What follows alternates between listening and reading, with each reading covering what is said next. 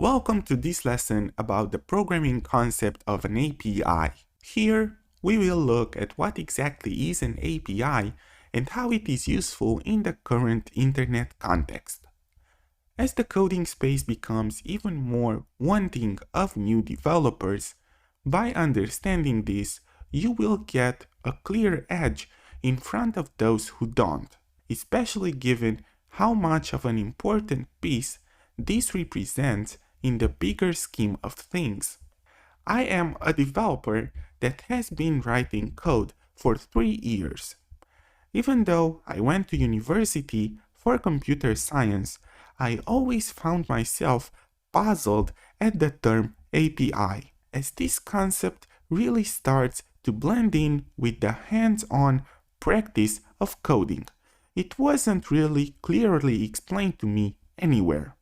This is exactly the reason why I felt the need to make this simple lesson meant to get you started.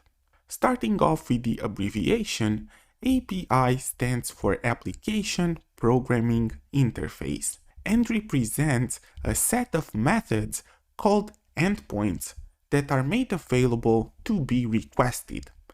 You can think of these endpoints as functions or methods that are connected to the web, and you can call them anytime in order to obtain information from them by giving them the right parameters. APIs were made available to make communication easier in between web services.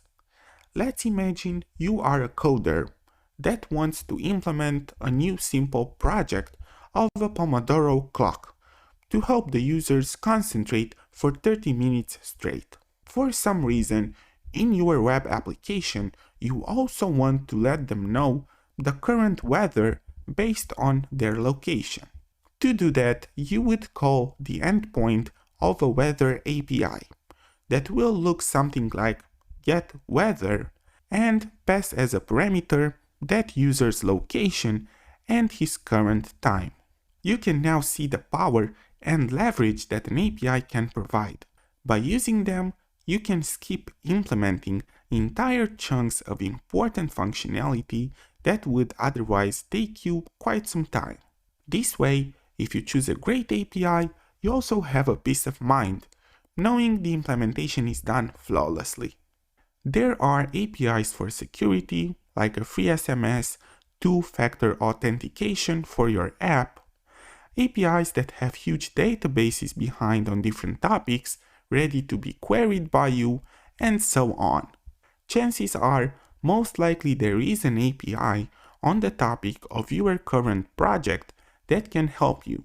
You just have to know how to take full advantage of it, and this is what we will learn here. A great API also has great documentation.